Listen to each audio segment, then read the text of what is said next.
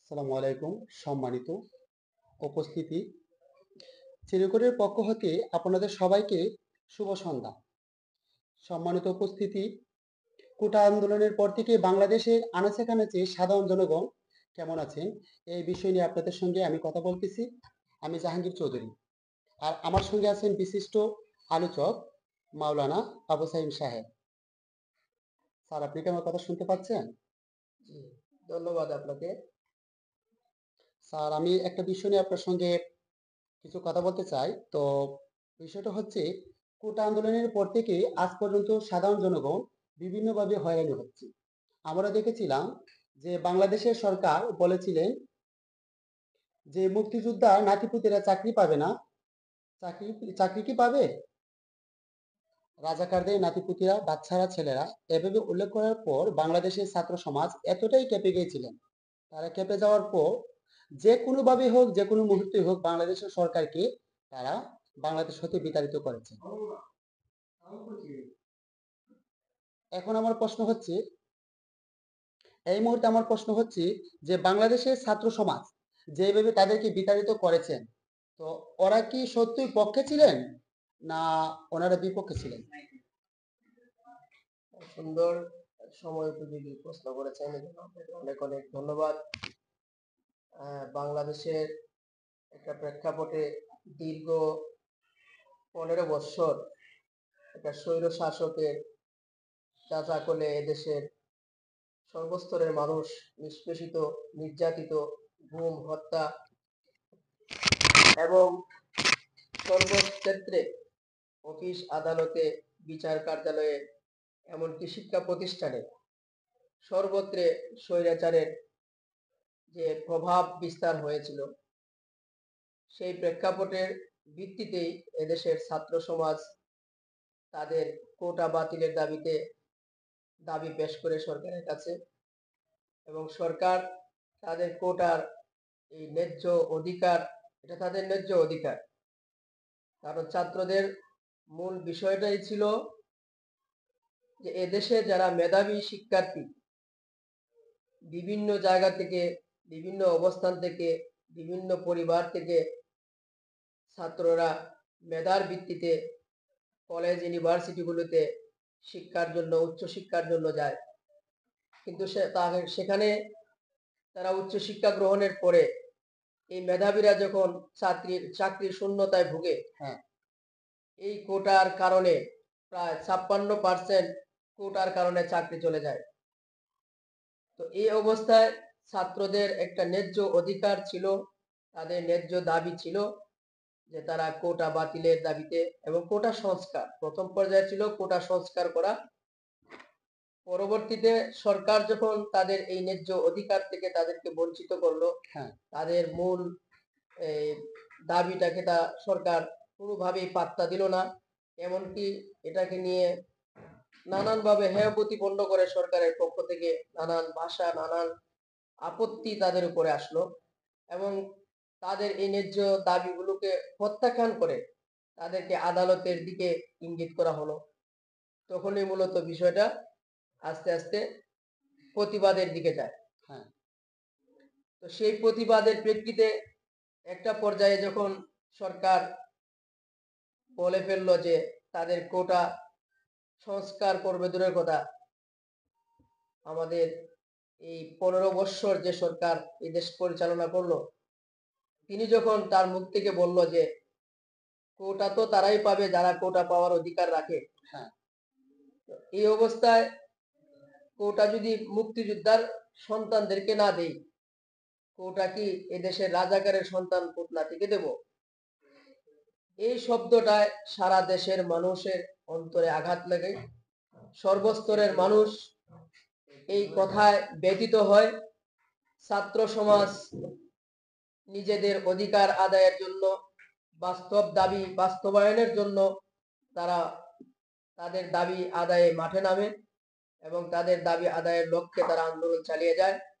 সেই আন্দোলনে এদেশের সর্বস্তরে, ঢাকা থেকে নিয়ে চট্টগ্রাম, সিলেট, রাজশাহী, খুলনা, বরিশাল সহ সারা বাংলাদেশে জেলায়, উপজেলায়, এমনকি ইউনিয়ন পর্যায়ে হুম। সর্বস্তরে ছাত্র সমাজ জেগে ওঠে। স্যার আমাকে আপনি একটা মিনিট সময় দেন যে আমরা 2018 সালে শুনেছিলাম যে কোটা আন্দোলন নিয়ে হাইকোর্টে রিট হয়েছিল। তো আমার বিষয় হচ্ছে ওরা তো শুধু চেয়েছিল কোটা আন্দোলনে শুধু কোটা, ওরা তো সরকার পতন চায়নি বা তারা কোটাকে একবারে প্রাধান্য দিবে এবং মুক্তিযোদ্ধা কোটাকে তারা হেনস্থ করে বা বাংলাদেশ থেকে বিতাড়িত করবে এরকম তো চায়নি। চেয়েছিল শুধু কোটার সংস্কার, যেন তাদেরকে একটা দাবি দেওয়া হয়। তো প্রধানমন্ত্রীর বিষয়টা আমরা একটু পর বলছি, মেম্বার অফ পার্লামেন্ট আমরা পরে বলছি যে এই কোটা আন্দোলনকে আপনি মনে করেন যে কোটা আন্দোলনকে চাঙ্গা করেছে বা আগুনে ঘি ঢেলে দিয়েছে এরকম ব্যক্তিরা তারা কতটা ন্যায় কাজ করেছে, তারা কতটা ন্যায় কাজ করেছে বা কে করেছে, তারা কি আসলেই যুক্তিসম্পন্ন কাজ করেছে না তারা সম্পূর্ণরূপে বাংলাদেশের জনগণের উপরে অত্যাচার চাপিয়ে দিয়েছে। হ্যাঁ, একটা সুন্দর বিষয় বলেছেন। আসলে কোটা আন্দোলনের দাবিতে ছাত্রদের যে আবেদন ছিল, এটা তাদের সঠিক ছিল। এই আবেদনে প্রেক্ষিতে যখন সরকার এবং অন্যান্য তার দায়িত্বশীলরা এটাকে উপেক্ষা করতে লাগলো, হ্যাঁ। এই দাবিটা মূলত তাদের ছিল তখন যে ওই যে 56% কোটা ভিত্তিতে চাকরি দেওয়া, হ্যাঁ। ওইটাকে কমায় নিয়ে আসা ছিল ছাত্রদের প্রথম পর্যায়ের দাবি। হ্যাঁ। যে এটার জন্য একটা সঠিকভাবে বিশেষ করে মুক্তিযোদ্ধাকে হেয় করার মতো কোনো চিন্তা ছাত্র সমাজের বা ছাত্র আন্দোলনের বা বৈষম্য ছাত্র আন্দোলনের দৃষ্টিভঙ্গিতে আমরা দেখতে পাই নাই। এরকম কোনো চিন্তাও তাদের ছিল না। তাদের ছিল যে কোটা সংস্থাকে একটা নির্দিষ্ট জায়গায় একটা পার্সেন্টেজটা কমিয়ে নিয়ে আসা হলো তাদের মূল বক্তব্য। কিন্তু সরকার এটাকে কোনোভাবেই পাত্তা না দিয়া যখন এড়াই যেতে লাগলো, আদালতের অজুহাত দেখালো। হ্যাঁ। ইতিপূর্ব আপনি যেটা বলছেন যে 18 সালে কোটা আন্দোলন হয়েছে, হ্যাঁ। সেই সময়ও ছাত্ররা কিন্তু পর্যাপ্তভাবে সরকারের বা প্রশাসনের, পুলিশ বাহিনী বা বিভিন্ন সরকারের উচ্চ পর্যায়ের লোকদের দ্বারা ছাত্র সমাজ, ছাত্ররা আঘাতপ্রাপ্ত হয়, নির্যাতিত হয়, নিপীড়িত হয়। তো তাদের সেই দাবিটা ছিল মূলত যৌক্তিক, এবং এই দাবিকে যারা উপেক্ষা করে, এই দাবিকে যারা সমর্থন করে নাই, তারা মোটেই কাজটা সঠিক করে নাই, কারণ এটা তাদের সঠিক দাবি ছিল। এই দাবিতে সারা দেশের মানুষ, সর্বস্তরের মানুষের এক এবং অভিন্ন সমর্থন হওয়ার কথা ছিল। কিন্তু সেই জায়গা থেকে আমরা দেখতে পাইলাম যে একটা শ্রেণী, একটা নির্দিষ্ট লোক, তারা এটাকে গ্রহণ না করে বরং এর পিছনে তারা নানান ব্যঙ্গচিত্র করার কারণেই কিন্তু ছাত্ররা দিন দিন ফুঁসে উঠেছে। তো স্যার আমি আপনার কাছে আবার একটু সময় নিচ্ছি। আমরা দেখেছিলাম যে একটি টক শোতে বলেছিল জাস্টিস মানি, সে বলেছিলেন যে উপস্থাপিকা তাকে প্রশ্ন করেছিলেন যে আসলেই প্রকাশ্যে দিবালোকে আবু সাইদকে হত্যা করেছিলেন পুলিশ, সে ছিল বাংলাদেশের জনগণ এবং ছাত্র। এই ছাত্রকে যখন হত্যা করা হয় তখন তার কিন্তু হাতে শুধু তার বাঁচার জন্য ছোট একটা লাঠি ছিল, নিজে আত্মরক্ষার জন্য। এটাকে ভিত্তি করে বিচারপতি মানিক বলেছিলেন আসলে সেও সন্ত্রাসী, সে কেন লাঠি নিয়ে যাবে, একজন সাধারণ জনগণ তার আত্মরক্ষার জন্য ছোট একটা লাঠি নিয়ে যেতেই পারে। যেই পুলিশ বা যারা চক্রান্তের মাধ্যমে দীপালোকে সবার সামনে তাকে হত্যা করেছে, তো আমি এই বিষয়টা আপনার কাছে জানতে চাচ্ছি, পুলিশ কি আসলেই খুনি না আবু সাইদ সেখানে দোষ ছিল?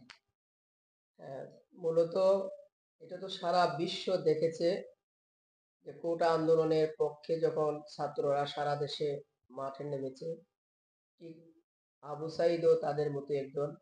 আবু সাইদও একজন মেধাবী ছাত্র ছিল।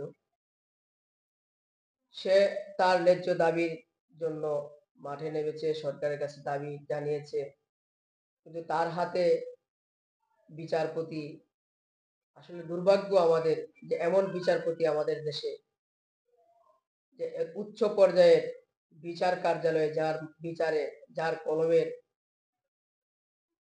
কোথায় এদেশের বিচার ব্যবস্থা, সেই জায়গা থেকে একজন বিচারক যে কথাগুলো বলেছেন সেদিন আমরা দেখেছি, যে সেই দিন টকশোতে যে উপস্থাপিকা কত নম্র এবং ভদ্রভাবে ওনাকে বারবার সুন্দরভাবে প্রশ্ন করেছিলেন এবং বলেছিলেন যে আমরা সহ সবাই তো দেখেছি যে আবু সাইদের হাতে তো কোনো অস্ত্র ছিল না। হ্যাঁ, আবু সাইদ তো কাউকে হত্যা করার জন্য মাঠে আসে নাই। হ্যাঁ, আবু সাইদের হাতে জাস্ট ছোট্ট একটা হাতে লাঠি ছিল, সেটাও ছিল পতাকা প্রদর্শনের জন্য। হ্যাঁ, হ্যাঁ। তো ওইখানে তো ওই ছেলেটা যখন সে তার দাবি আদায়ের জন্য রাজপথে ছিল, আর নিজের আত্মরক্ষার জন্য তার আত্মরক্ষার জন্য সে তার হাতে লাঠি ছিল। নিতেই পারে। তো এটা তো কোনো অস্ত্র সেদিন নেয় নাই। হ্যাঁ, তার হাতে কোনো অস্ত্র ছিল না। তার আচরণ বিধি তো এমন না যে কোনো প্রশাসনের লোককে আঘাত করবে বা কোনো ধরনের আক্রমণ করবে, এরকম হ্যাঁ, দৃষ্টিভঙ্গি তার মধ্যে দেখতে পাইনি। এটা তো সারা বিশ্ব দেখেছে হ্যাঁ, যে আবু সাইদ একজন মেধাবী ছাত্র, তার অধিকারের জন্য সে মাঠে নেমেছে।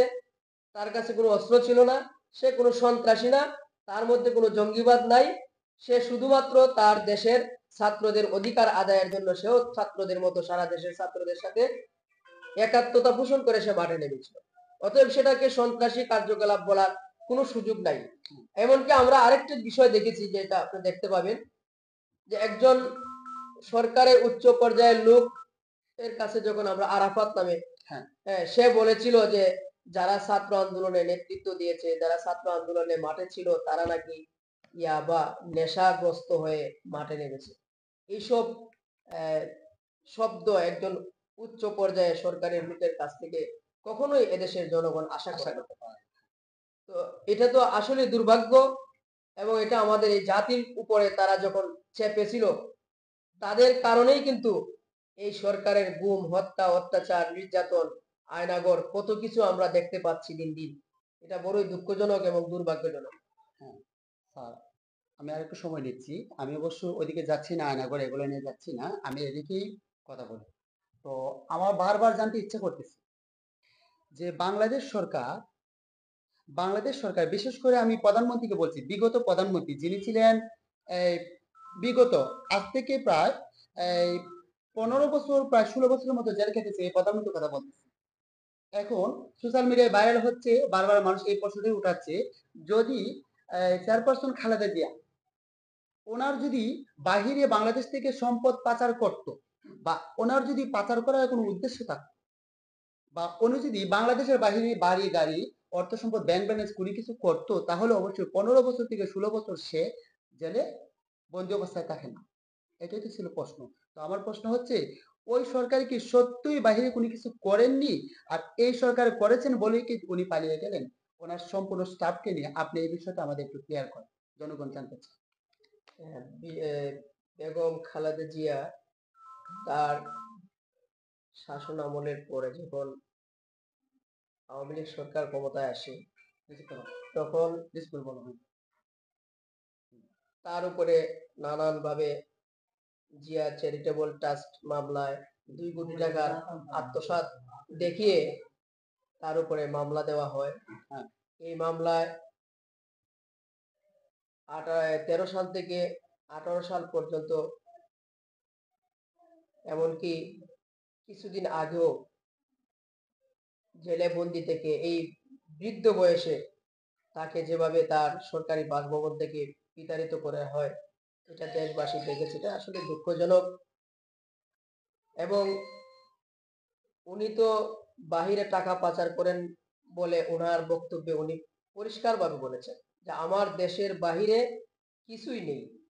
আমি দেশের বাহিরে রাষ্ট্র পরিচালনা করাকালীন সময়েও বা কোনো সময়ই আমি এদেশের জনগণের টাকা, এদেশের সরকারের টাকা আমি পাচার করি নাই। বাহিরে আমার কোনো বাড়ি গাড়ি নাই। আমার ক্ষমতা না থাকলেও আমি এই দেশে আছি, আমি এদেশেরই মানুষ, এদেশেই থাকবো। এবং তিনি থেকেছেনও, সেটা প্রমাণ করেছেন যে ওনার এই বৃদ্ধ সময়ে, এই কঠিন সময়ে উনি বাহিরে যেতে চান নাই। কিন্তু আমাদের এই দীর্ঘ 15 বছর যে সরকার দেশ পরিচালনা করেছে, এই সরকারে যখন সর্বশেষ ছাত্র আন্দোলনে মুখে দেশ থেকে পদত্যাগ করে ছাত্র আন্দোলনের প্রভাবে যখন গণ অভ্যুত্থান সৃষ্টি হয়, তখন সেই গণ অভ্যুত্থান থেকে নিজেকে রক্ষার জন্য এই দেশ ছেড়ে চলে যান। নিজের সরকারের, নিজের মন্ত্রণালয়ের, নিজের দলের নেতাকর্মী কাউকে কিছু না বলে তিনি ওনার বোনকে নিয়ে উনি দেশ ত্যাগ করেন, প্রতিবেশী ভারতে চলে যান। এরপর থেকে তো আমরা পত্র পত্রিকায়, মিডিয়ায়, সংবাদ মাধ্যমে যা পাইতেছি যে এই যে রূপগঞ্জের পারমাণবিক কেন্দ্র, সেখান থেকে 500 কোটি টাকা আত্মসাৎ হয়েছে। এটা নাকি শেখ রেহানা, তার সন্তানেরা সজীব ওয়াজেদ জয় সহ তাদের কাছে এই টাকাগুলো হস্তান্তর হয়েছে। তো হাজার হাজার কোটি টাকা যে সরকারের মাধ্যমে এই দেশের ব্যাংক খালি হয়ে এদেশের টাকা পাচার হয়েছে, তো সেই সরকার তো দেশ থেকে পালিয়ে যাওয়াটা এটাই স্বাভাবিক। সুন্দর বিষয় আপনার কাছ থেকে শুনতে পেলাম। আসলে সরকার টাকাগুলা লুটতরাজ করেছে এবং বাংলাদেশের বাহিরে অনেকগুলো সম্পদ পাচার করেছে। এটা হচ্ছে তার দৃষ্টান্ত প্রমাণ। পৃথিবীর ইতিহাসে আজ পর্যন্ত শুনি নাই যে সম্পূর্ণ সংসদে 350 জন সদস্য সবাই পলাতক। এটাই পৃথিবীর ইতিহাসে নজিরবিহীন একটা দৃষ্টান্ত। তো আমি জানতে চাচ্ছি এই মুহূর্তে বর্তমান পরিস্থিতিতে আমরা তো বাংলাদেশের যে কোটা আন্দোলনকে ভিত্তি করে যেভাবে ছাত্র সমাজ থেকে শুরু করে সবাইকে হয়রানি করা হচ্ছে, বিভিন্ন রকম আলেম সমাজ, তারপরে বিভিন্ন রকম এই ছাত্র, তারপরে শিক্ষক, সবাইকে যেভাবে যেভাবে যেভাবে ইউজ করতে পারছে সেভাবে হয়রানি করা হচ্ছে। বিশেষ করে আওয়ামী লীগকে ছোট থেকে বড়, বড় থেকে ছোট, মানে পা থেকে মাথা পর্যন্ত যাদের ক্ষমতা ছিল সবাই ক্ষমতাটা ব্যবহার করেছে। তো আমি এই মুহূর্তে বলতে চাচ্ছি, এই যে ক্ষমতাধারী, অল্প দিনের জন্য ক্ষমতাধারী মানুষগুলা ওরা যে অবিচার অন্যায় করেছে, এই বিষয়টা নিয়ে আপনার কি মতামত, যে ওদের কিরকম শাস্তি হওয়া দরকার ছিল? আসলে তো এই সরকার যখন 9 সালে ক্ষমতায় আসে, হ্যাঁ, মূলত আমি একটু পিছনে নিয়ে যেতে চাই আপনাকে। হ্যাঁ, ক্ষমতায় আসার পরপরই নিজেদের শক্তি, নিজেদের সরকারের অবস্থানকে দৃঢ় করার জন্য, মজবুত করার জন্য হ্যাঁ, ভিন্ন মতের বা তাদের সরকারের মনের বাহিরে যাদের অবস্থান ছিল হ্যাঁ, বা দেশপ্রেম যাদের ছিল, এই দেশপ্রেম সেনা প্রধানের অনেক গুরুত্বপূর্ণ অফিসারকে আমরা জানতে পারলাম যে 9 সালে পিলখানা হত্যাকাণ্ডের মাধ্যমে হ্যাঁ, হ্যাঁ, এইসব দেশপ্রেমিক সেনা অফিসারদেরকে হত্যা করা হয়। সেটা এই দেশকে আসলে পঙ্গু করার একটা নামান্তর। এবং আজকের মিডিয়া সহ সাংবাদিক বৃন্দ সবাই বলছেন যে এই পিলখানার মূল নায়ক ছিল এই সরকারের প্রধান শেখ হাসিনা। এবং সেদিন থেকে নিয়ে একের পর এক, আপনারা জানেন 2013 সালে বাংলাদেশের নয় শুধু উপমহাদেশের একজন শ্রদ্ধাভাজন ব্যক্তি, আমার হাদিসের উস্তাদ শাইখুল হাদিস মরহুম আল্লামা আহমদ শফি রাহিমাহুল্লাহ, উনার আহ্বানে 13 সালে শাপলা চত্বরে দেশের একেবারেই সাধারণ মাদ্রাসার ছাত্র, উস্তাদ, আলেম ওলামা, দিনদার প্রিয় নবী প্রেমিক মানুষরা, আপনারা জানেন যে সেদিন এই আন্দোলনটার মূল শাপলা চত্বরের মূল চেতনাই ছিল যে কিছু কুলাঙ্গার ব্লগাররা আমাদের মহান আল্লাহ তাআলাকে নিয়ে নানান ব্যঙ্গচিত্র করে, নানান শব্দ ব্যবহার করে, এমনকি আমাদের পেয়ারা নবী, বিশ্ব নবী রাসূল আকরাম সাল্লাল্লাহু আলাইহি সাল্লাম নবীজির নানান বিষয় নিয়ে তারা এমন ভাবে কুটাঘাত করে যেটা মুসলমানদের হৃদয়ে, আলেম উলামাদের হৃদয়ে আঘাত হয়। এবং সেই কুলাঙ্গার ব্লগারদের শাস্তির দাবিতে কিন্তু শাপলা চত্বরে সেদিন দেশের উলামা একরাম, ছাত্র সমাজ, মাদ্রাসা ছাত্ররা উপস্থিত হয়েছিল। কিন্তু সেই দাবিগুলো উপেক্ষা করে, তাদের অধিকার না দিয়ে, তাদেরকে যেভাবে রাতের অন্ধকারে সমস্ত ইলেকট্রিক বন্ধ করে দিয়ে তাদের উপরে নির্মম হত্যা চালায়, সেই হত্যায় হাজার হাজার তৌহিদি জনতা, ছাত্র, আলেম ওলামা এখানে শাহাদত বরণ করে নিজেদের জান বিলিয়ে দেয়।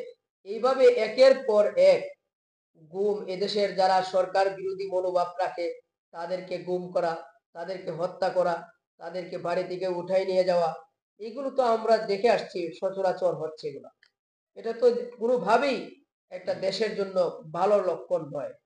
আজকে সেটারই ফলপ্রসূ হিসেবে যে প্রশ্নটা আপনি একটু আগে করলেন, যে একটা দেশের পৃথিবীতে এরকম নজির নাই যে দেশের সরকার পরিবর্তন হলে পার্লামেন্টের সকল সদস্য পালায়ে যায়। এটার নজির একমাত্র বাংলাদেশে আওয়ামী লীগ সরকারই করেছে। হ্যাঁ, যেটা আর নজির আর পৃথিবীতে কোনো জায়গাতে আমরা দেখি নাই। আর হবেও না।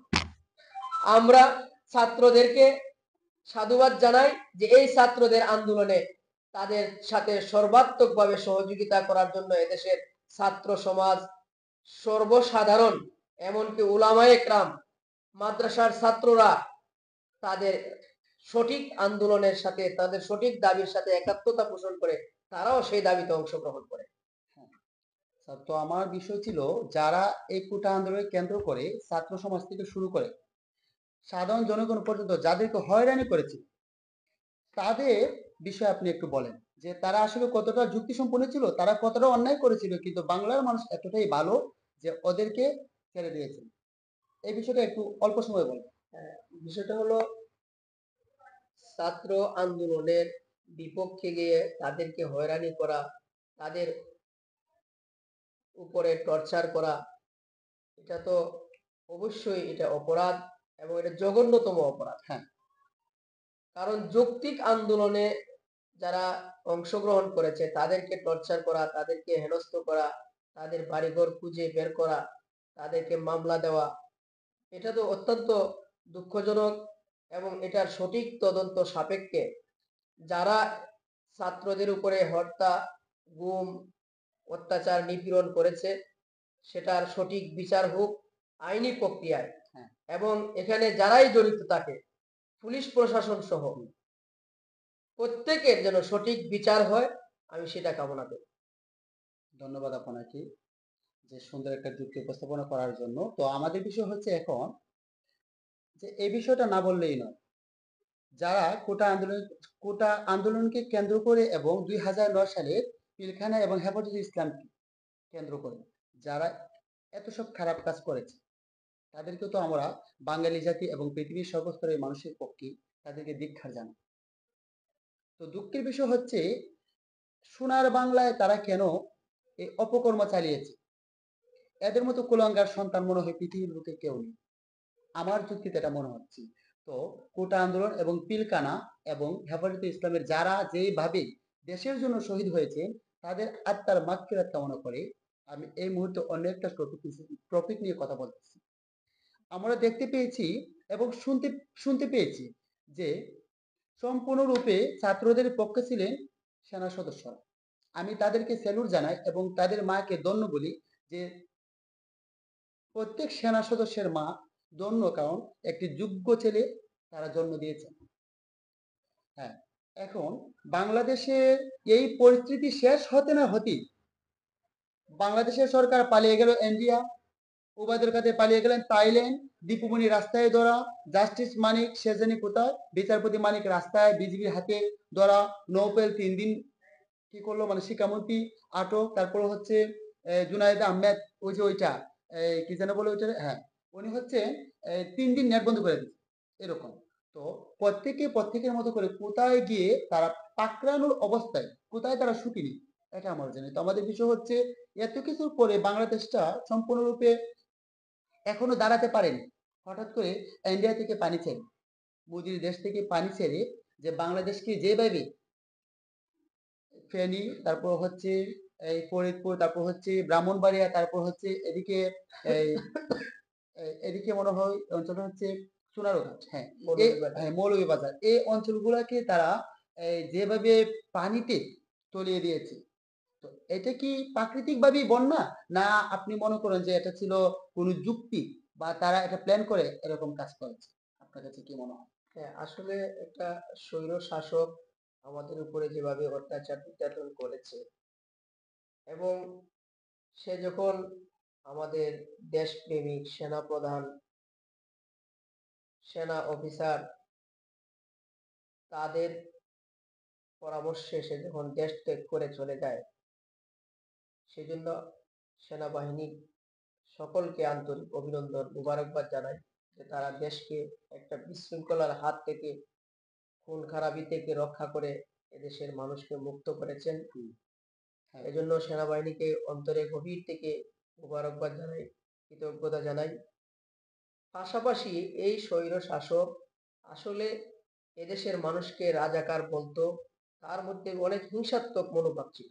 হুম, মূলত এই দেশের প্রতি তার কোনো টান, তার কোনো প্রেম ছিল না। হ্যাঁ, যাই ছিল এটা তার রাজনৈতিক স্বার্থ সিদ্ধির জন্য হ্যাঁ, এগুলো করত। এটা আমরা এবং দেখেছি। আমরা দেখেছি হ্যাঁ, দেখেছি এটা আমরা। কিছুদিন আগেও সে ভারতে যাওয়ার পরেও ভারতের কিছু উগ্রবাদীদেরকে নিয়ে একটা চক্রান্ত করেছিল যে এই দেশে যারা হিন্দুরা আছে, সনাতন ধর্মাবলম্বীরা আছে, তাদেরকে দিয়ে একটা আন্দোলন করে এই অন্তর্বর্তীকালীন সরকারকে বেকায়দা ফেলাবার জন্য চক্রান্ত কিন্তু তাদের চলছেই, হ্যাঁ, চলমান। তো এদেশের মানুষ জানে, এবং আমাদেরও বক্তব্য হলো যে আমরা বাঙালি, এখানে কে হিন্দু, কে বৌদ্ধ, কে খ্রিস্টান, কে কোন সম্প্রদায়ের, এটা আমাদের পরিচয় এখানে না। বাংলাদেশে যারা বসবাস করে প্রত্যেকে আমরা বাংলাদেশের নাগরিক। সেই হ্যাঁ, হিসাবে আমরা প্রত্যেকেই প্রত্যেকের অধিকার রক্ষায় আমরা সচেতন, এবং এটা আমরা দেখেছিও যে এদেশের এই স্বৈর শাসকের বিদায়ের পরে এদেশের হিন্দুদের বা সনাতন ধর্মাবলম্বীদের গির্জাগুলো বা তাদের মন্দিরগুলো এদেশের আলেম ওলামা, ছাত্র সমাজ, ছাত্ররা যে পাহারাদারি পর্যন্ত করে। হ্যাঁ, হ্যাঁ, কতটুকু পরস্পরের মধ্যে সহানুভূতি। সহানুভূতি থাকলে এগুলো করতে পারে। হ্যাঁ, এই অবস্থাতে কোনো ষড়যন্ত্র করে কোনোভাবেই এদেশকে আর কোনো স্বৈরতন্ত্রের দিকে নিতে পারবে না। ষড়যন্ত্র করে কোনো লাভ হবে না, ষড়যন্ত্র করে কোনো কিছুই করতে পারবে না। এই ষড়যন্ত্রের একটা অংশ হলো ভারতকে উস্কিয়ে দিয়ে কোনো ধরনের পূর্ব সতর্কতা ছাড়া আমাদের এই নিম্ন অঞ্চল বাংলাদেশের বিভিন্ন প্রায় ৮-৯টি জেলাকে ডুবিয়ে দেওয়া হয়েছে। এটা অবশ্যই ভারতের একটা বড় চক্রান্ত। হ্যাঁ, তাহলে ধন্যবাদ আপনাকে, খুব স্পষ্ট ভাষা আমাদেরকে বলছেন। তো আমি আবার আপনার কাছে যাচ্ছি যে আসলে এই কাজটা কিন্তু অন্যায় করেছে। ভারত থেকে পানি ছেড়ে দিয়ে আসলে সম্পূর্ণরূপে এটা অন্যায় করেছে। এখন আমার প্রশ্ন হচ্ছে, ওই বিষয়টা নিয়ে আমরা অন্য একদিন আলোচনা করব। আজকের বিষয় হচ্ছে, যদি বাংলাদেশে পার্লামেন্টে ওই সরকার থাকতো তাহলে আজকে বাংলাদেশে আনাচে কানাচে এয়ারপোর্ট থেকে শুরু করে সাধারণ জনগণ পর্যন্ত যেইভাবে রেসপেক্ট পাচ্ছে, সম্মান পাচ্ছে, এটা হয়তো আমরা আর পেতাম না। এটা বিষয়। বিষয় হচ্ছে এই মুহূর্তে উপদেষ্টা হিসেবে যে ডক্টর ইউনূস ক্ষমতায়, তো ওনার প্রতি সম্মান রেখে বলতেছি, এখন আপনি কি মনে করেন যে এই সময়ের ভিতরে অবশ্যই তো সামনে নির্বাচন হবে। তো এই নির্বাচনে আপনি কি মনে করেন যে বিএনপির হাতে ক্ষমতা তুলে দেওয়া হবে, বা হেফাজতে ইসলাম বা ছাত্রদের হাতে, না সবার সমন্বয়ে কাজ করলে ভালো হবে? এই বিষয়টা আপনার মতামত পেশ করার জন্য অনুরোধ।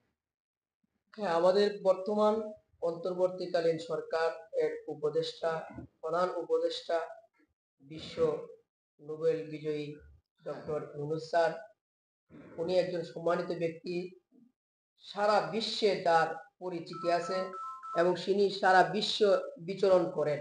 হ্যাঁ, সর্বোচ্চ স্তরের থেকে আমরা দেখতে পাচ্ছি ইতিমধ্যে একটা বিপ্লবী এই বৈষম্য বিরোধী ছাত্র আন্দোলন পরবর্তী এই অন্তর্বর্তীকালীন সরকারকে যেভাবে বিভিন্ন দেশের ইউরোপ, আমেরিকা সহ প্রধানরা ফোন করে ওনাকে শুভেচ্ছা জানাচ্ছেন, হ্যাঁ, এটা একটা লক্ষণ মনে হচ্ছে যে এই অন্তর্বর্তীকালীন সরকার এই দেশকে যা চাইতেছে, ছাত্ররা যা চায় যে এটা একটা সোনার দেশ হোক, এখানে সব রকমের বৈষম্যতা দূর হোক, এখানে প্রত্যেকটা মানুষ তার সঠিক ন্যায্য অধিকার তারা পাক, সঠিকভাবে তাদের বিচার পাক, আর অফিস আদালত গুলোতে যেন তারা সঠিকভাবে তাদের অধিকার ফিরে পায়। আমরা বিগত দিনগুলোতে দেখেছি অফিস আদালতে মানুষ কত হয়রানির শিকার হতো। কিছুদিন আগেও আমি নিজেও আমার একজন প্রিয় মানুষকে নিয়ে গেছিলাম, তার নিবন্ধনের সমস্যা ছিল। তো এখানে যাওয়ার পর পর দেখা যায় অল্প সময়ের ভিতরেই এটা সংশোধন হয়ে যায়, কিন্তু আমরা দেখতে পাইছি ইতিপূর্বে যে সংশোধনের ফাইলগুলো অনেক উঁচু হয়ে গেছে, এগুলো কাছেও তোলা হয় না, এগুলোকে কোনো রকমের কার্যক্রম হয় না, হ্যাঁ, সার্ভারের সমস্যা থেকে, নেটের সমস্যা থেকে হ্যাঁ, দিনের পর দিন এগুলা পড়ে আছে। এই অবস্থায় আজকে আমরা এই অন্তর্বর্তীকালীন অল্প সময়ের ভিতরে এত ষড়যন্ত্র, এত নানান জটিলতার ভিতর দিয়েও একটা অন্তর্বর্তীকালীন সরকার এই দেশের উন্নয়নে যে সংস্কারের বিষয়টা চিন্তা করছেন, এটা অবশ্যই একটা যৌক্তিক বিষয়। সংস্কার না করলে এই দেশে আবারও স্বৈর শাসকের উত্থান হবে না, এমনটা বলা যায় না। অতএব ছাত্ররা চায় যে এদেশে যেন আর কোনো স্বৈর শাসক আসতে না পারে, কোনো ধরনের জালেম সরকার যেন আসতে না পারে।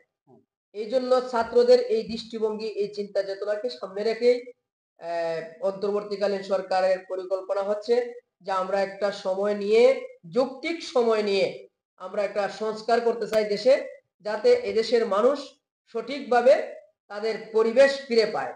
এই জন্য আপনি যে প্রশ্নটা করেছেন যে এই মুহূর্তে কোন সরকার বা কে কিরকম সরকার দরকার, একটা সুন্দর প্রশ্ন।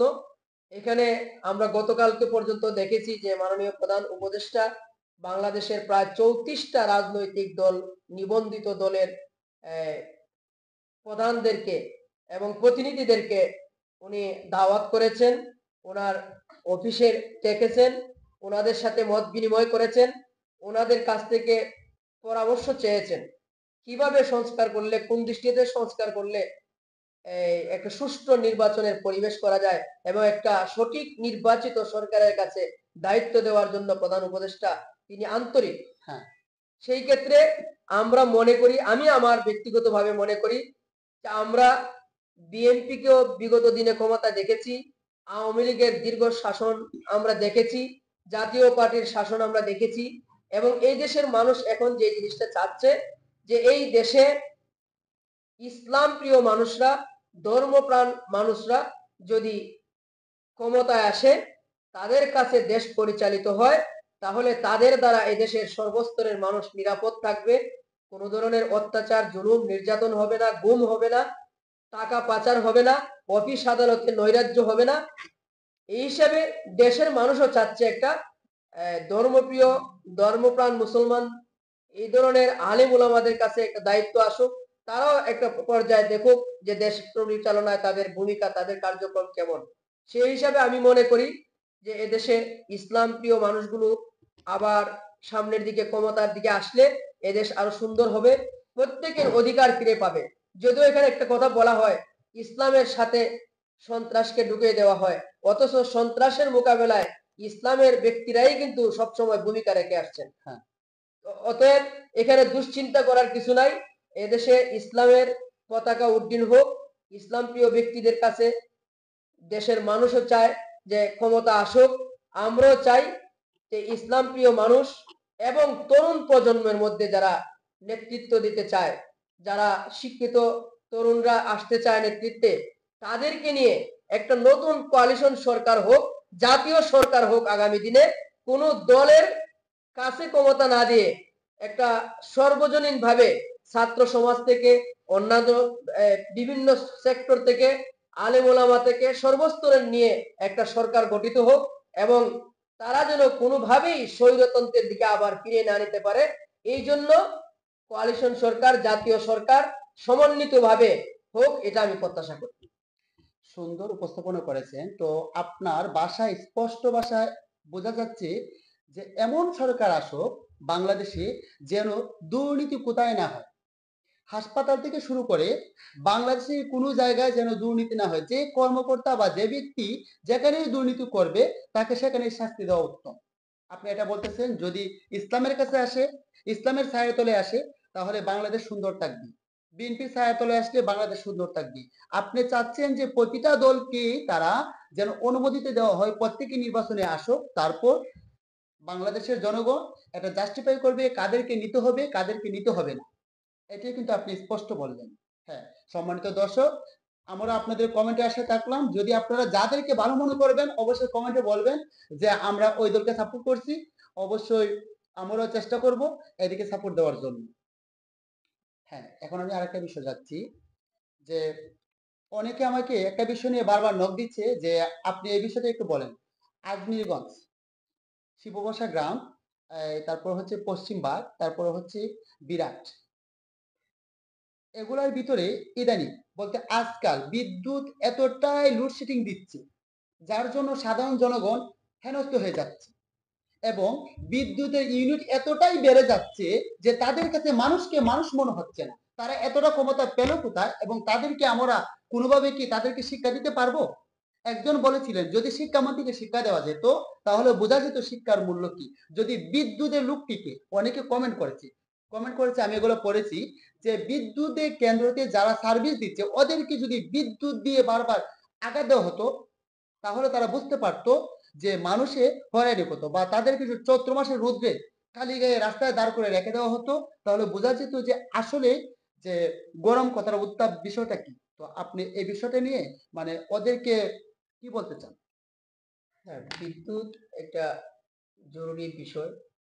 বিদ্যুতের লোডশেডিং, বিদ্যুতের কবলে আজকে আমরা বিশেষ করে শিবপাশা, পশ্চিমবাগ, আজমিরিগঞ্জ, জলসুকা, বিরাট, কাকালসেও, উদয়পুর, আজমিরিগঞ্জের প্রত্যেকটি গ্রামে বিদ্যুতের ব্যবহারের পরিমাণ সময় একেবারেই কম। কতবার যে নেয় সেটা বলা মুশকিল। এই একটা অবস্থাতে ছাত্ররা লেখাপড়া করতে পারে না, অফিসে কাজ করতে পারে না, প্রতিষ্ঠানে ছাত্ররা আসলে গরম, বিদ্যুৎ থাকে না। এই যে একটা কঠিন অবস্থা, নামাজে গেলে বিদ্যুৎ থাকে না, আজান হচ্ছে বিদ্যুৎ চলে যায়, এগুলো আসলে বড় কষ্টদায়ক এবং দুর্ভাগ্যজনক। আমরা এটার উত্তরণ চাই এবং যথাযথ ব্যবস্থা চাই। মাননীয় প্রধান উপদেষ্টা সহ এই অন্তর্বর্তীকালীন সরকারে যারা দায়িত্বে আছেন তারা যদি বিষয়টাকে একটু গুরুত্ব দেন তাহলে আশা করি যে এটার একটা সমাধান হবে। নতুবা মানুষ যেভাবে এই স্বৈর শাসককে মাঠে নেমে আন্দোলন করে ক্ষমতা থেকে নামিয়েছে, এই বিদ্যুতের দায়িত্বশীলদেরকেও একই অবস্থা করবে জনগণ। অতএব জনগণের হাতে ক্ষমতা উঠিয়ে নেওয়ার আগেই আমি মনে করি যে বিদ্যুতের সাথে যারা সংশ্লিষ্ট আছেন তারা এটার সমাধানের জন্য দ্রুত ব্যবস্থা নেবেন। বিদ্যুতের এই দীর্ঘমেয়াদী লোডশেডিং বন্ধ করবেন, সঠিকভাবে বিদ্যুৎ সরবরাহে ভূমিকা রাখবেন। ওই বিদ্যুৎ ইউনিটটা যে বারবার বাড়িয়ে দিচ্ছে এই বিষয়টা একটু বলেন যে টাকার পরিমাণ বেড়ে যাচ্ছে খরচ। হ্যাঁ, এটা একটা বিষয় যে আমরা ওই যে আসলে জিনিসপত্র এবং দ্রব্যমূল্য ঊর্ধ্বগতি বা রাষ্ট্রের বিভিন্ন আসবাবপত্র যে দিন দিন দাম বৃদ্ধি পাচ্ছে, মানুষের হাতে, সাধারণ মানুষের নাগালের বাইরে চলে যাচ্ছে, এটা মূলত একটা সিন্ডিকেটের কারণে এগুলো হয়। আমরা দেখেছি যে আমাদের ছাত্র সমাজের সমন্বয়ক যারা আছেন তারা সহ, উপদেষ্টাগণ সহ সবাই এই বিষয়টা মাথায় আনছেন, তারা আলোচনা করছেন যে আমরা সিন্ডিকেট ভেঙে দিয়ে যাতে মানুষের কাছে তাদের সঠিকভাবে তাদের ন্যায্য নিত্য পণ্যের দামটাকে স্বাভাবিক করে নিয়ে আসা যায়, এই জন্য তারা এগুলো নিয়ে চিন্তা করছেন। আমরা আশা করি একটু সময় দিলে তারা এগুলোর যথাযথ ব্যবস্থা নেবেন। সিন্ডিকেট ভেঙে দিলেই সবকিছুই পরিবর্তন হয়ে যাবে, দুর্নীতি পরিবর্তন হয়ে যাবে, ঘুষ পরিবর্তন হয়ে যাবে, উঠে যাবে। এখন আমরা একটু সময় দিতে হবে তাদেরকে এবং আমরা চাই যে এই বিদ্যুতের এই অসহ কঠিন অবস্থা থেকে আমরা মুক্তি চাই। এবং যারা এই গত মাসেও আমরা দেখলাম যে অনেকের এই বিলের মধ্যে বিল ডাবল হয়ে গেছে। হ্যাঁ, এই বিষয়গুলো আসলে দুঃখজনক। এবং এখানে আরো কিছু বিষয় আছে, ওই যে আমরা দেখলাম মিটার, তারপরে ডিমান্ড চার্জ, হ্যাঁ, হ্যাঁ, বিভিন্ন বিষয় একটা কলামে আমার একটা বিলের মধ্যে দেখলাম যে বিল হচ্ছে 66 টাকা, আর ওই ডিমান্ড চার্জ, এই চার্জ সেই চার্জ, বিভিন্ন হ্যাঁ, চার্জ করতে করতে এটার বিল কে উঠে গেছে 150 টাকা। হ্যাঁ। এই সমস্ত বিষয়গুলো বিদ্যুৎ মন্ত্রণালয়ে যারা আছেন তাদের প্রতি আমি দৃষ্টি আকর্ষণ করছি যে এই বিষয়গুলো দেখে এর যথাযথ ব্যবস্থা নেওয়া, জনগণকে এর থেকে মুক্তি দেওয়া, সেই আশা রাখি। এবার আপনার কথা স্পষ্ট বোঝা যাচ্ছে যে বাংলাদেশের সাধারণ জনগণ বিদ্যুতের লোডশেডিং নিয়ে এতটাই তারা অত্যাচারিত এবং ভোগান্তি, যার কারণে তারা নিজেদেরকে নিজেরা কন্ট্রোল করতে পারতেছে না। সুতরাং বিদ্যুতের কেন্দ্রতে সার্ভিস দাতা এবং যারা এটার পরিচালক হিসেবে আছেন আপনাদেরকে আমরা দৃষ্টি আকর্ষণ এবং অনুরোধ করতেছি যে আপনারা এখনো সময় আছে, ভালো হয়ে যান। বাংলার জনগণ ইতিপূর্বে দেখেছেন তারা ছেড়ে দেয় কিন্তু ছাড় দেয় না। আপনারা ক্ষমতায় বসছেন বলে আপনারা চিরদিন টিকে থাকবেন এটা মনে করবেন না। আর কোনো ক্ষমতার আসন চিরদিনের জন্য নয়, ক্ষমতা কারো সারা জীবন থাকে না। সুতরাং আপনাদেরকে আবার অনুরোধ করতেছি, আপনারা যে কোনো মূল্যই হোক, যেভাবেই হোক, এদিকে দৃষ্টি আকর্ষণ করেন এবং সাধারণ জনগণকে এটা থেকে মুক্তি দেন। হ্যাঁ, বিষয় হচ্ছে আমরা হয়তো বাংলাদেশের বিভিন্ন বিষয় নিয়ে কথা বলতে বলতে আমরা এমন একটা পর্যায়ে চলে আসছি যে এই মুহূর্তে এটা না বলে পারতেছি না। আমি কিছুদিন পূর্বে দেখেছিলাম যে দ্রব্যমূল্য নিয়ে ফেসবুকে ভাইরাল হচ্ছে যে পেঁয়াজ হচ্ছে 70 টাকা কেজি, তারপরে আলু হচ্ছে 40 টাকা কেজি, তারপরে তেল হচ্ছে 80 টাকা, 80 থেকে 90 টাকা, এরকম। বিষয় হচ্ছে যেটা ফেসবুকে ভাইরাল হচ্ছে 70 টাকা, 80 টাকা, 60 টাকা, আসলে আলু কিনতে যখন বাজারে যাওয়া হয় সাধারণ জনগণ, ওনারা ফিরে আসে, বাজারে গিয়ে বলে ভাই আলু কত করে? তো বিক্রেতা বলে আলু হচ্ছে 70 টাকা কেজি। তো উনি বলে আমি ফেসবুকে এখন দেখে আসলাম 40 টাকা কেজি। আসলে সাধারণ জনগণ কি ফেসবুকে কিনতে গেলে 40 টাকা কেজি, আর বাস্তবে সরাসরি কিনতে গেলে 70 টাকা কেজি? এটা কি আপনি মনে করেন যে ব্যবসায়ীর কি একচেটিয়া ভাবে এগুলো করতেছে, না সত্যি সত্যি দামগুলো এখনো নিয়ন্ত্রণে আসেনি? হ্যাঁ, এটার জন্য আমরা দেখেছি যে মাঠ পর্যায়ে সমন্বয়ক বৃন্দ এবং ছাত্র জনতা এবং উপদেষ্টা মণ্ডলীর পক্ষ থেকে বলা হয়েছে যে দ্রব্যমূল্যের যে ঊর্ধ্বগতি, এখান থেকে এটার মূল কারণগুলো চিহ্নিত করে এটার যথাযথ ব্যবস্থা নেওয়ার জন্য নির্দেশনা অলরেডি হয়েছে। ইতিমধ্যে আমরা দেখছি যে বিভাগীয় পর্যায়ে এবং রাজধানীতে কিছু কিছু জায়গাতে আমরা দেখছি যে এটার মূল সমস্যাটা কোন জায়গায় সেটা চিহ্নিত করার জন্য মাঠে নেমেছে। তা আমরা আশা করি এটা একটা পর্যায়ে এই সিন্ডিকেট গুলো বের করতে পারলে ব্যবসায়ী নাকি আমলা নাকি সরকারের বিভিন্ন রেখে যাওয়া তাদের এই দূষররা এগুলো করছে, অবশ্যই সরকার পালিয়ে গেল, যারা সরকারকে নানানভাবে অসাধু ব্যবসায়ীরা নানানভাবে সুযোগ সুবিধা ভোগ করত, তারা কিন্তু এখনো রয়ে গেছে। হ্যাঁ, সেই কারণেই দ্রব্যমূল্যগুলো এখনো নিয়ন্ত্রণের ভিতরে আসে নাই। তবে সরকার যেহেতু আন্তরিক, তারা মাঠ পর্যায়ে এগুলোর সঠিক সমস্যাগুলো চিহ্নিত করে এর যথাযথ ব্যবস্থা নিলে আমরা আশাবাদী খুব অল্প সময়ের ভিতরেই দ্রব্যমূল্য আবারও একটা সহনীয় পর্যায়ে চলে আসবে। সম্মানিত দর্শক, আমাদের সময় প্রায় শেষ। সুতরাং আপনারা আমাদেরকে আবার অন্য একদিন দেখতে পাবেন, একই চ্যানেলে, একই টাইমে। এই পর্যন্ত আপনারা সবাই ভালো থাকেন, সুস্থ থাকেন। পরবর্তী অন্য একটা টপিকস নিয়ে নিয়ে আপনাদের সামনে আসবো, আপনাদের দীর্ঘায়ু কামনা করে। এবং মাওলানা আবু সাইদ সাহেব আমাদেরকে ওনার মহামূল্যবান সময়টাকে দেওয়ার জন্য ওনার কাছে আমরা কৃতজ্ঞ। আপনি কি দর্শকের উদ্দেশ্যে কোনো কিছু বলবেন? হ্যাঁ, অবশ্যই। ধন্যবাদ আপনাকে আজকের এই গুরুত্বপূর্ণ সময় আমাকে আহ, স্মরণ করার জন্য। আপনার আপনাকে ধন্যবাদ এবং দর্শক শ্রোতাবৃন্দ সকলের প্রতি আমার মোবারকবাদ, অভিনন্দন, আন্তরিকতা। এবং আমি আশা করি যে যে যেখান থেকে আমাদের এই লাইভটা দেখছেন প্রত্যেকের প্রতি আমার আন্তরিক অভিনন্দন রইল।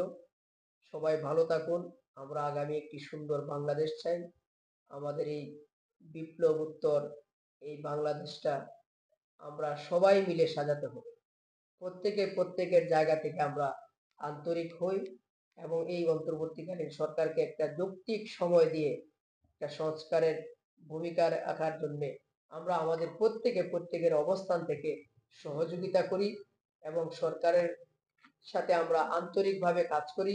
আমরা নিজেরা অন্যায়, অবিচার, জুলুম, অত্যাচার, সুদ, ঘুষ এগুলো থেকে নিজেদেরকে মুক্ত রাখি এবং এই সমাজকে মুক্ত রাখার জন্য আমরা সবাই আন্তরিক হইলে অবশ্যই এই দেশ সোনার বাংলাদেশ হবে, এদেশ শান্তির দেশ হবে, এদেশ বৈষম্যহীন সকল অবস্থান থেকে আমরা মুক্তি লাভ করতে পারবো। দেশবাসী সহ সকলের প্রতি আবারও অভিনন্দন জানিয়ে আজকের আলোচনা এখানে সমাপ্ত করছি। সম্মানিত দর্শক, এই পর্যায়ে আমরা অনুষ্ঠান শেষ করতে যাচ্ছি। শেষ করার পূর্বে আপনাদেরকে আমরা বলতেছি পরবর্তী অনুষ্ঠান দেখার জন্য আমাদের চ্যানেলটিকে ফলো করেন, লাইক করেন, বিশেষ করে শেয়ার করেন। বাংলাদেশে খুঁটিনাটি কোনো বিষয় যদি আপনাদের জানার ইচ্ছা থাকে তাহলে আমাদেরকে কমেন্টে বলবেন, কমেন্ট বক্সে বলবেন। অবশ্যই আমরা একটা রিভিউ করে পূর্ণ আলোচনা করব। এই পর্যন্ত আজকের মতো এখানে অনুষ্ঠান শেষ করতেছি। সবাই ভালো থাকেন, সুস্থ থাকেন। আসসালামু আলাইকুম ওয়া রাহমাতুল্লাহি ওয়া বারাকাতুহু।